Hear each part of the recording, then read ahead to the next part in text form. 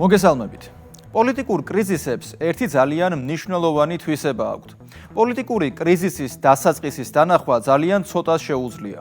როგორც წესი ესენი არიან დარგის ექსპერტები, მაგალითად პოლიტოლოგები ან ისტორიკოსები, ან რეალური პოლიტიკური გამოცდილების მქონე პოლიტიკოსები.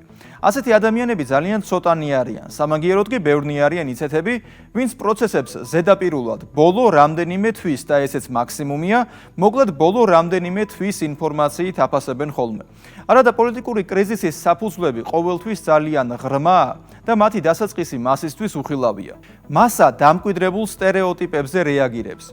ამ სტერეოტიპებით უყურებს პროცესს და ხშირად დამდგარი პოლიტიკური კრიზისის ნიშნებიც მისთვის მაინც უხილავად რჩება. ამ შესავალს ჩვენ ევროკავშირთან მიმართებით ვაკეთებთ.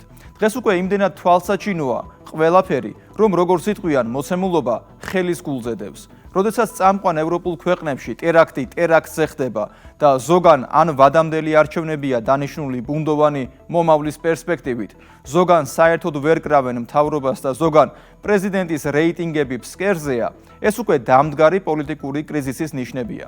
კრიზისებში ჩაძირული ევროპის ქვეყნების ნათელი მაგალითია შვედეთი, რომელიც წლების განმავლობაში იყო სტაბილურობისა და განვითარების სიმბოლო, მაგრამ Deep State-ის მიერ მართულმა ევროკავშირის გლობალისტურმა და ნეოლიბერალურმა პოლიტიკამ სამწუხარო შედეგებამდე მიიყვანა. ეს პოლიტიკა კი გლობალური Deep State-ისგან მოდის. აქ იგულისხმება როგორც საიმიგრაციო პოლიტიკა, ისე LGBT იდეოლოგიის დანერგვა და განვითარება. შვედეთში წელიწადში დაახლოებით 150,000 მიგრანტი შედის. ძირითადად ისეთი ქვეყნებიდან, როგორიც არის სირია, ერიტრეა, ერაყი, ინდოეთი, სომალი, ავღანეთი. ყველაზე უკეთ სამწუხაროდ პოლიტიკური, სოციალური და დემოგრაფიული კრიზისის შესახებ მაინც ქვეყანაში მოქალაქეების დაცულობის და დანაშაულის მაჩვენებლები მეტყველებენ. და აქ შვედეთი მხოლოდ მაგალითია და არა გამონაკლისი.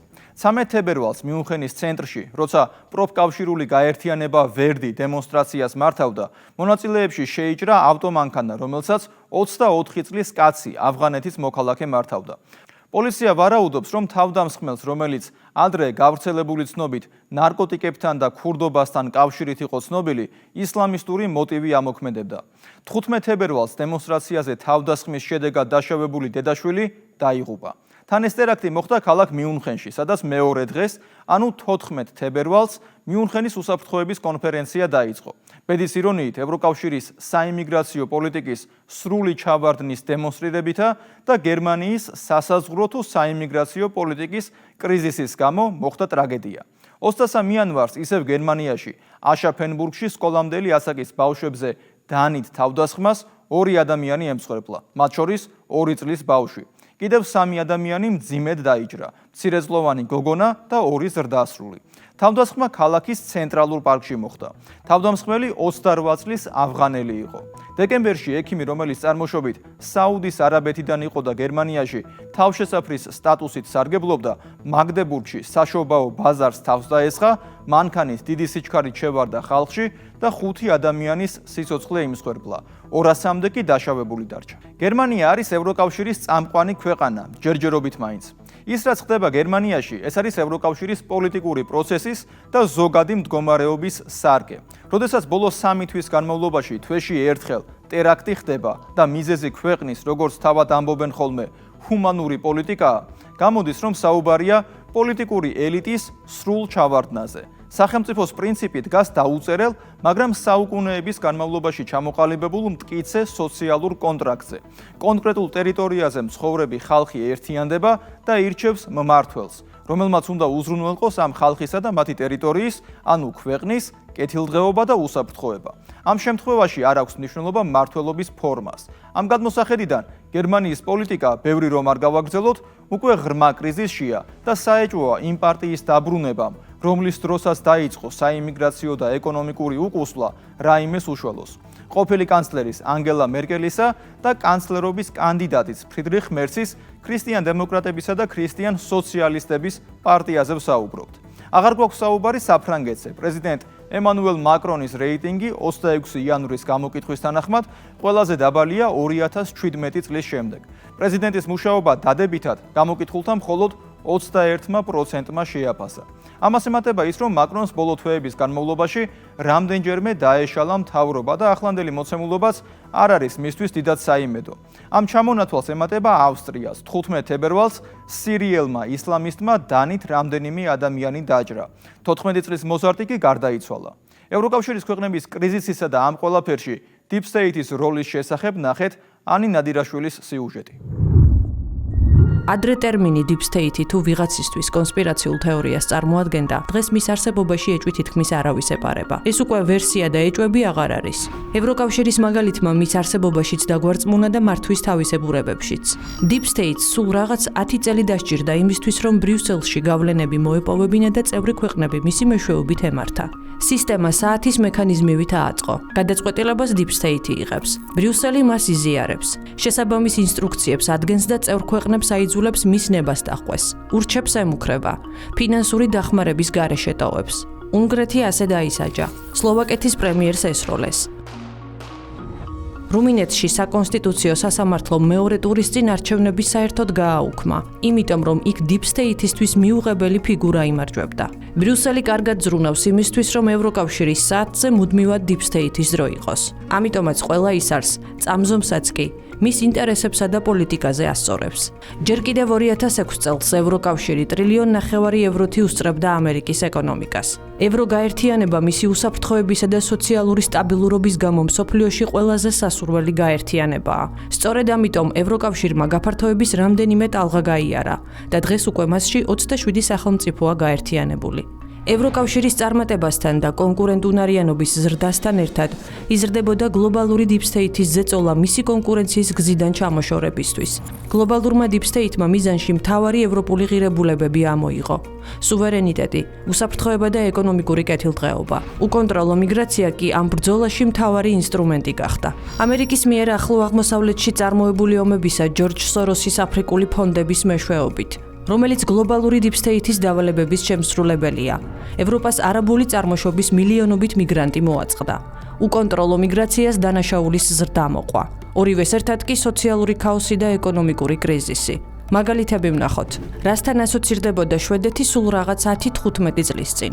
ეს იყო სიცოცხლის მაღალი ხანგრძლივობა, ღირსეული ხელფასები, არაჩვეულებრივი ჯანდაცვა, იდეალური საპენსიო სისტემა, უსაფრთხოება და მშვიდი გარემო. მოსახლეობა თითქმის ყველაფრით და ყველანაირად იყო უზრუნველყოფილი. ამიტომაც ევროპის ამ ედემის ბაღში ცხოვრება ყველას სურდა. მთავარ გამოწვევებს შორის იყო კლიმატი, ტექნოლოგიები და კიდევ უფრო მეტი კეთილდღეობა. და უკვე დღეს აქ სულ უფრო ხშირად ისმის სროლებისა და აფეთქებების ხმა. განგსტერული გარჩევები ქვეყნის თითქმის ყველა მსხვილ რაიონსა თუ ქალაქში მიდის. ბოლო მკვლელობამ კიდევ ერთხელ აჩვენა, რომ შვედეთი კრიზისშია და ქვეყნის მთავრობა ვერ უმკლავდება კრიმინალურ ძალადობას. ადრე თუ ის დანაშაულის მაჩვენებელით ევროპის სხვა ქვეყნებს ბევრად ჩამორჩებოდა, ახლა ცეცხლსასროლი იარაღით ჩადენილი დანაშაულები ყოველდღიურად მატულობს. ლიდერობა კოპენჰაგენმა ჩამოართვა ლონდონსა და მარსელს. სტატისტიკის მიხედვით 2021 წელს ცეცხლსასროლი იარაღით ჩადენილი დანაშაულის რიცხვი წინა წელთან შედარებით 10%-ით გაიზარდა.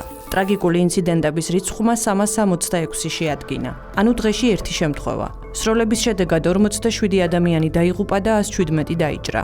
მხოლოდ სტოკჰოლმში ცეცხლსასროლი იარაღის გამოყენება 2020 წელს 2019 წელთან შედარებით 79%-ით გაიზარდა. რეკეტი, ძარცვა, თავდასხმები და მკვლელობები, ქალების მიმართ სექსუალური ძალადობა წლიდან წლამდე მატულობს. მასთან ერთად კი იზრდება ბანდებისა და ნარკომანიის ბაზრების რიცხვიც. 2023 წლის გაზაფხულზე შვედურმა გაზეთმა დაწერა, რომ კოკაინი ახლა იმდენად გავრცელებულია, რომ მისი შეძენა ნებისმიერ ბარშია შესაძლებელი. ადრე კოპენჰაგენის პარკებსა თუ მოედნებზე მშობლები შვილებს ასეირნებდნენ. სპორტულ და გასართობ აქტივობებს გვიან საათებშიც არ ერიდებოდნენ, არ ეშინოდათ. ახლა ყველაფერი შეიცვალა. რამდენიმე თვის წინ 39 წლის მიხაილ ჯანიკი 12 წლის შვილის თვალწინ მოკლეს. მამა-შვილი ველოსიპედებით გადაადგილდებოდნენ. მიწისქვეშა გადასასვლელში ისინი ბანდფორმირებებს გადააწყდნენ. კრიმინალებმა მამაკაცს თავში ესროლეს. შვედეთის პრემიერი ულფ კრისტარსონი აღიარებს, რომ ვითარება უმართავია. ამბობს, რომ ასეთი რამ ევროპის არც ერთ ქვეყანაში არ ხდება. აშკარაა, ჩვენ დავკარგეთ კონტროლი ძალადობის ამ ტალღაზე. ხშირმა აფეთქებების ხმამ მოსახლეობა საერთოდად შოკში ჩააგდო. 2024 წლის დეკემბერში ქვეყნის სხვადასხვა რეგიონში 20 აფეთქება დაფიქსირდა. 2025 წლის იანვარში ამ მაჩვენებელმა უკვე 30-ს გადააჭარბა. ასაფეთქებელ მოწყობილობებს ხშირად ბიზნესმენების წინააღმდეგ იყენებენ. ასე ცდილობენ მათ დაშინებას. აიძულებენ ბანდებს ფული უხადონ ან ბიზნესის წილი მისცენ. არადა ადრე შვედეთში ბინადრობის მიღება ევროპაში ყველაზე ხანგრძლივ და რთულ პროცედურასთან იყო დაკავშირებული. ის რამდენიმე საფეხურისგან შედგებოდა. ხელისუფლება თითოეულ აპლიკანტს მკაცრად აკონტროლებდა. თუმცა უკონტროლო მიგრაციამ ყველა ჯებირი და წინაღობა მოხსნა. უკონტროლობამ კი ქვეყანა ქაოსამდე მიიყვანა. სულ რაღაც 10-15 წლის წინ პარიზი სიყვარულის დედაქალაქად, საფრანგეთი კი ფლირტის, რომანტიკისა და ღვინის ქვეყნად აღიქმებოდა. ეიფელი მდიდარი ისტორია, კულტურული რევოლუცია. ფრანგები საკუთარი თავითაც ამაყობდნენ, ისტორიითაც და ქვეყნითაც. თუმცა ყველაფერი შეიცვალა. საფრანგეთიც უკონტროლო მიგრაციამ წალეკა. სიტუაცია იმდენად რთულია, რომ დიდ ქალაქებში წარმოშობით ფრანგებს იშვიათად შეხვდებით. მიგრაციის ზრდასთან იზრდება მიგრანტების მიერ ჩადენილი დანაშაულების რიცხვი. ყოველ დღე ქვეყანაში ცივი იარაღით თავდასხმის დაახლოებით 120 შემთხვევა ფიქსირდება. სიტუაცია სულ უფრო უარესდება. მედია წერს, რომ საფრანგეთი კრიმინალური ისტორიებით მექსიკას ემსგავსება. რამდენიმე დღის უკან პარიზის ცენტრში 14 წლის მოზარდი მოკლეს, რომელიც ფეხბურთის ვარჯიშიდან ბრუნდებოდა. რამდენიმე თვის უკან 15 წლის ბიჭი ცოცხლად დაწვეს. რამდენიმე კვირის უკან 13 წლის მოზარდმა კი სახლთან გაჩენილი ცეცხლისგან სერიოზული დამწვრობა მიიღო. დიდ პრობლემას წარმოადგენს გატაცებების რიცხვის ზრდაც. ცოტა ხნის უკან კრიპტობიზნესმენი და მისი მეუღლე გაიტაცეს. მალე მისმა პარტნიორმა ბიზნესმენის დასახიჩრებული თითების ფოტო მიიღო გამოსასყიდის გადახდის თხოვნით. 10-15 წლის უკან გერმანიაში ცხოვრებაც უსაფრთხო იყო. დღეს აქაც, ევროკავშირის ერთ-ერთ წამყვან ქვეყანაშიც ყველაფერი რადიკალურად შეიცვალა. გერმანელები თავს სულ უფრო დაუცველად გრძნობენ. ყოველი მეორე გერმანელი თვლის, რომ ქვეყანაში უსაფრთხოება ბოლო წლების განმავლობაში შემცირდა. საზოგადოების შიშებს ოფიციალური სტატისტიკაც ამყარებს. 2024 წელს კრიმინალი წინა წელთან შედარებით 5.5%-ით გაიზარდა. 2020 წელთან შედარებით კი თითქმის 10%-ით. სულ უფრო იმატებს ძალადობრივი დანაშაული. გამოკითხულთა 40%-ზე მეტი ამტკიცებს, რომ ფიზიკური თავდასხმების ეშინია. საზოგადოებრივ ადგილებში დაჭრისა და სხეულის დაზიანების შემთხვევებმა 17%-ს გადააჭარბა. 2024 წლის 20 დეკემბერს საშობაო ბაზრობაზე მანქანა შევარდა. შემთხვევა ქალაქ მაგდებურგში მოხდა. რამდენიმე ადამიანი ადგილზე დაიღუპა. 2025 წლის 23 იანვარს კი ბავარიის ქალაქ აშაფენბურგში თავდამსხმელმა პარკში 2 წლის ბავშვი და ერთი მამაკაცი მოკლა. შვედეთი, საფრანგეთი, გერმანია. რა საერთო აქვს ამ ქვეყნებს? რატომ გაექცა ხელისუფლებას კრიმინალზე კონტროლი? რამ განაპირობა დანაშაულის ასეთი ზრდა? პასუხი უკონტროლო მიგრაციაა. ყველაფერი 2015 წელს ანგელა მერკელის განცხადებით დაიწყო. გერმანიის მაშინდელი კანცლერი იყო პირველი, ვინც ღია საზღვრების პოლიტიკის შესახებ პირველმა განაცხადა. ბრიუსელმა კი გაწერა გრაფიკი. შეადგინა გეგმა და წევრ ქვეყნებს შესასრულებლად გადაუგზავნა. სირიიდან, ერაყიდან და ავღანეთიდან დევნილი მოსახლეობის მიღება და მათზე ზრუნვა თითოეულისთვის სავალდებულო გახდა. უფრო კარგად რომ დავინახოთ რა მოხდა.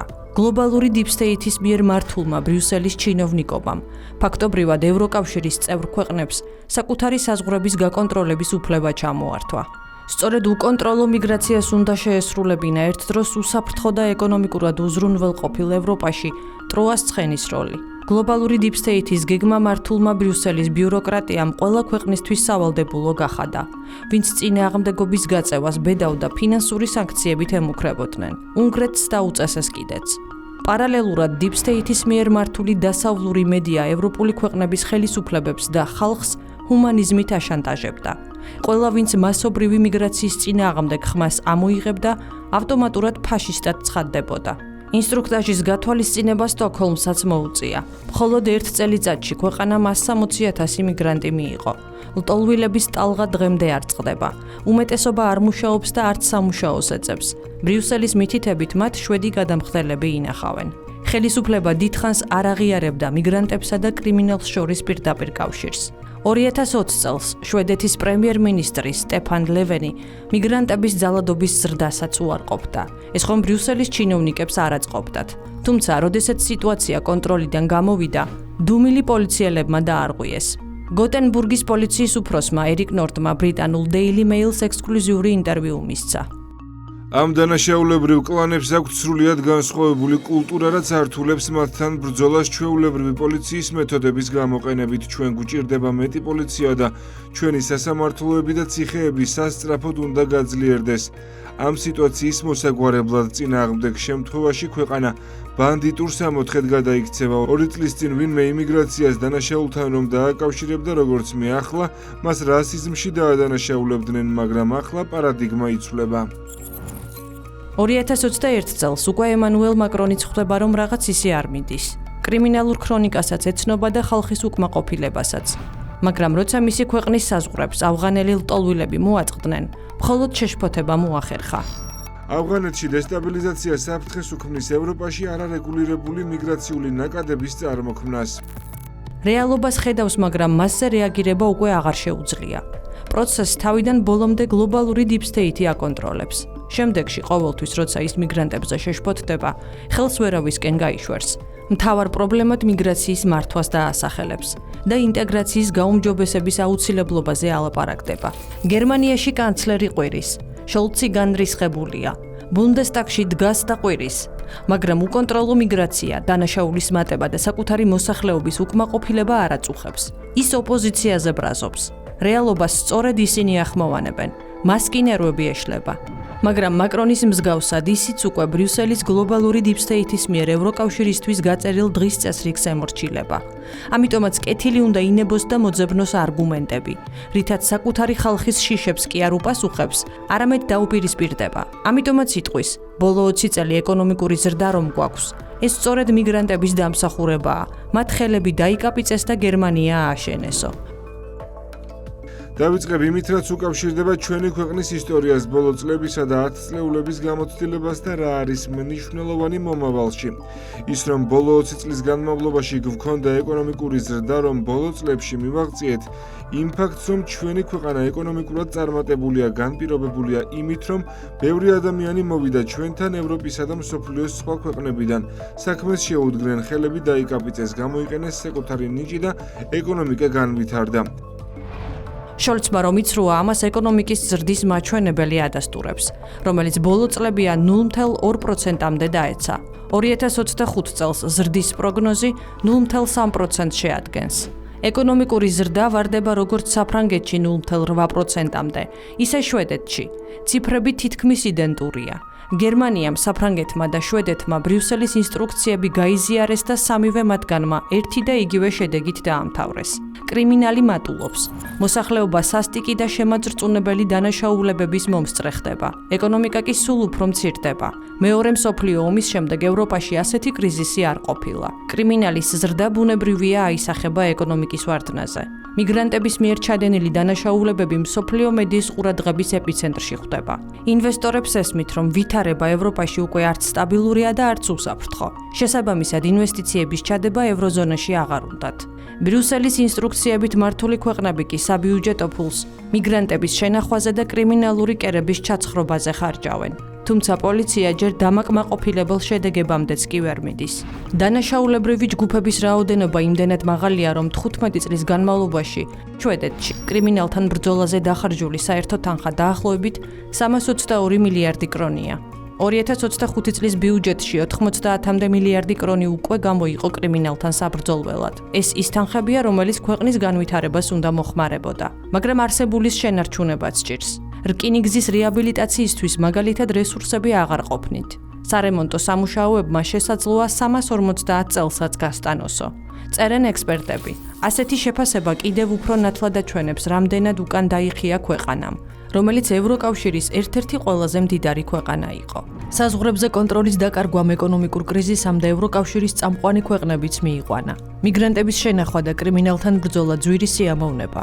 უფრო ზუსტად უსიამოვნო სიურპრიზი აღმოჩნდა. ამას დაემატა ომი უკრაინაში. სანქციები რუსეთის წინააღმდეგ და კიევის დაფინანსება. ევროკავშირის ყველა ქვეყანა ვალდებული იყო ბრიუსელის მიერ შედგენილ ამ დღის წესრიგს მიჰყოლოდა.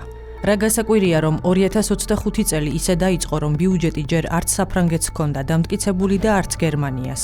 შოლცის და მაკრონის პრიორიტეტები, ომი და მიგრანტები, ფრანგებისთვის და გერმანელებისთვის მიუღებელი აღმოჩნდა. დაიწყო პოლიტიკური არასტაბილურობა. ევროზონაში კრიზისები არაერთხელ დაფიქსირებულა, თუმცა ამჯერად ეკონომიკურ რყევას წამყვანი ქვეყნები განიცდიან. ამ კრიზისის განსაკუთრებულობაზე ნილ შირინგი, კაპიტალ ეკონომიქსის მთავარი ეკონომისტი წერს. ევროპის ყველაზე მწვავე პრობლემები აღარ არის კონცენტრირებული მცირე ეკონომიკებზე, როგორებიცაა საბერძნეთი. ამის ნაცვლად სირთულეებს სწორედ ევროპის ორი ყველაზე მნიშვნელოვანი ეკონომიკა განიცდის: საფრანგეთი და გერმანია. ადრე ევროკავშირი სერიოზულ კონკურენციას უწევდა ამერიკას. გერმანიის ეკონომიკა გიგანტურ ნაბიჯებს დგამდა და მსოფლიოს მესამე ეკონომიკას წარმოადგენდა, მაგრამ ახლა ის ღრმა კრიზისშია ჩაფლული. გერმანიის მაგალითზე ვნახოთ. მიგრაციას კარი მერკელმა გაუხსნა. 2015 წელს კანცლერმა თქვა, ჩვენ შევძლებთ მილიონი მიგრანტის მიღებას. ჩვენ ამას შევძლებთო. ეს ხაზი შემდეგ გააგრძელა ოლაფ შოლცმაც. ღია საზღვრების პოლიტიკა მათ კი გაიზიარეს, მაგრამ მერკელის ფორმულამ არ იმუშავა. ამ გამოწვევასთან გამკლავება ვერ შეძლეს.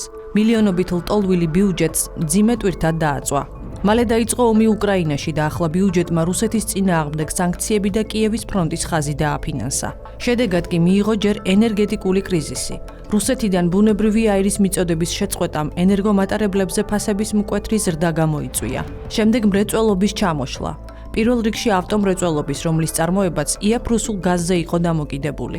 ბოლოს კი ქუჩაში უმუშევრობით შეშინებული და გაურკვევლობაში მყოფი ხალხი გამოვიდა. ექსპერტებს ცუდი პროგნოზები ჰქონდათ. ხელისუფლება კი დუმდა და არავინ ამბობდა, როგორ აპირებს შოლცი ისეთ გამოწვევებთან გამკლავებას, როგორიც არის ინფლაცია, ფასების ზრდა და ცხოვრების გაძვირება. ინვესტიციები ქვეყანაში აღარ შედის. ხელისუფლებას არ სცალია. Deep State-ის დავალებების შესრულებით არის დაკავებული. ინვესტორები კი ხედავენ, როგორ იზრდება კრიმინალი და როგორ მცირდება ეკონომიკა. იქ ფულის დაბანდება მიმზიდველი აღარ არის. ამიტომაც ბერლინმა ვერ განახორციელა აუცილებელი რეფორმები. ვერ განაახლა ინფრასტრუქტურა. იგივე პროცესები მიდის საფრანგეთშიც. მათ ეკონომიკური ცენტრის სტატუსი დაკარგეს. საწარმოები ან მუშაობას აჩერებენ, ან კოტრდებიან. ან ქვეყანას ტოვებენ, რომ სხვაგან უფრო მშვიდობიან, სტაბილურ და ხელსაყრელ პირობებში განვითარდნენ. ეს კი უკვე დეინდუსტრიალიზაციისკენ გადადგმული პირველი ნაბიჯებია. DM25-ის თანადამფუძნებელიიანის ვარუფაკისი ამბობს, რომ ევროპამ მთელი ტექნოლოგიური რევოლუცია გამოტოვა. ახლა ის თანამედროვე სამყაროს ჩამორჩება და შეუქცევად ვარდნაშია. როდესაც ჩვენ 2024 წელს ვემშვიდობებოდით და გადამწყვეტი 2025 წლისთვის ვემზადებოდით, ვფიქრობდით, რომ ეს არის წელი, რომლის დროსაც ან ევროპა გამოცოცხლდება, ან ხანგრძლივ სეკულარულ ვარდნაში შევა. ახლა ვაკვირდებით მოვლენებს და ვფიქრობთ, როგორ მოახდინეს ევროპის მმართველმა ძალებმა ევროპის დაკნინება, ექსპლუატაცია და ჩაგვრა. ასე გადაეშვა ევროკავშირი გლობალურ ქაოსში. ქაოსის და კრიზისის მდგომარეობაში მისი კონტროლი უფრო იოლია. ამიტომაც ქაოსი ევროკავშირის მთელ ტერიტორიაზე უნდა გავრცელდეს. გამონაკლისის გარეშე watchdog-ის ფუნქციას ბრიუსელი ასრულებს. და როცა უნგრეთის პრემიერი მიგრანტების შენახვაზე უარს იტყვის, ევროსასამართლო მას სასჯელს გამოუწევს. ქვეყანას 200 მილიონი ევროთი დააჯარიმებენ. მათ ევროკავშირის რიგებში მეამბოხეები არ აწყობთ. ამიტომაც ორბანს სამაგალითოდ სჯიან. წინააღმდეგობის გაწევა ვერავინ ვერ უნდა გაბედოს. ქვეყნის მართვის ამბიცია არც ერთ ხელისუფლებას არ უნდა ჰქონდეს. ყველა გლობალური Deep State-ის მორჩილებაში უნდა იყოს. ქვეყნის ხელისუფლებებს არაფერს ეკითხებიან. ასე ჩაიძირა ევროკავშირი გლობალურ ქაოსში და ახლა ევროპელები ამ სახიფათო ხაფანგიდან თავის დაღწევას ცდილობენ. ევროკავშირის ზოგადი პოლიტიკური კრიზისი ძალიან კარგად ჩანს უკრაინაში მიმდინარე ომის ფონზე. ომი ხომ ის პროცესია, სადაც ძნელია ქვეყანამ ან პოლიტიკოსებმა მათი რეალური მდგომარეობა დამალონ. საბოლოოდ მაინც ყველაფერი სინათლეზე გამოდის ხოლმე. ამჯერად კი შტატების პრეზიდენტის დონალდ ტრამპის განსაკუთრებულმა წარმომადგენელმა უკრაინისა და რუსეთის საკითხებში კიტ კელოგმა გააკეთა ისეთი განცხადება, რაც ევროკავშირისთვის დიდი გეოპოლიტიკური საჭადრაკო დაფიდან მოშორების ტოლფასია. ევროპა უკრაინის შესახებ სამშვიდობო მოლაპარაკებების ნაწილი არ იქნება. ეს ნიშნავს, რომ ევროკავშირი არ არის ის ძალა, რომელსაც შეუძლია შტატებთან და რუსეთთან საუბარი. რაიმე კრიზისის გადაჭრაზე ვარიანტების შეთავაზება. კელოგის ნათქვამი აჩვენებს, რომ ევროკავშირს მისივე მთავარი მოკავშირე, ანუ შტატები, ფიგურადაც აღარ აღიქვამს. უკრაინის კონტექსტ ჩვენ სხვა გადაცემებში კიდევ შევეხებით, ბევრად უფრო დეტალურად, მაგრამ ახლა უნდა ვთქვათ ის, თუ რატომ ხდება ან რატომ მოხდა ევროკავშირის ასეთი დასუსტება. მოხდა იმიტომ, რომ ევროკავშირი არის გლობალისტური და ნეოლიბერალური პოლიტიკური პროექტი. შტატების Deep State-მა და გლობალურმა ომის პარტიამ 2006 წლის შემდეგ იმდენად გამოჭამა ევროკავშირის სტრუქტურები ყველაფერი ეროვნულისგან და იმდენად შეავსო აგენტოკრატიით, რომ დღეს უკვე შედეგი დადგა. Deep State-ის აგენტებს ახლა არა ევროკავშირის როლი, არამედ დაკვეთა აინტერესებთ და რა თქმა უნდა მათივე კეთილდღეობა. დღეს კი ორივე მიმართულებით სავალალო მდგომარეობაში აღმოჩნდნენ. შტატებში პრეზიდენტმა გამოაცხადა Deep State-ი მთავარ მტრად. ამიტომაც ხდება ორგანიზაციების დახურვა და სტრუქტურების წმენდა. საუბარია USAID-ზე, NED-ზე, სხვადასხვა ფედერალური უწყების თანამშრომლების გაშვებაზე. ევროკავშირში Deep State-ის აგენტოკრატიას ახლა ის აქვს საფიქრალი, რა დაუპირისპიროს შტატების სავარაუდო გაზრდილ გადასახადებს მათ პროდუქციაზე. განცხადებები გაზრდილ გადასახადებზე ისევ დონალდ ტრამპისგან ისმის, რომელიც ამბობს, რომ მუქარა მალე შესრულდება. ახლა ევროკავშირი ორ ცეცხლს შუა აღმოჩნდება. ერთ მხარეს იქნება შტატების გაზრდილი გადასახადები, ანუ რეალურად სანქციები და მეორე მხარეს იქნება მათივე დაწესებული სანქციების 15 პაკეტი რუსეთის წინააღმდეგ და მე-16 პაკეტი, რომელიც მზადდება. აი ეს კი უკვე ნამდვილად არის ევროკავშირის პოლიტიკური კატასტროფის მაჩვენებელი. მე იოანე შაიშმელაშვილი ვარ. კვირაში 4 ჯერ 21 საათსა და 15 წუთზე. უყურეთ ევროკრატიას.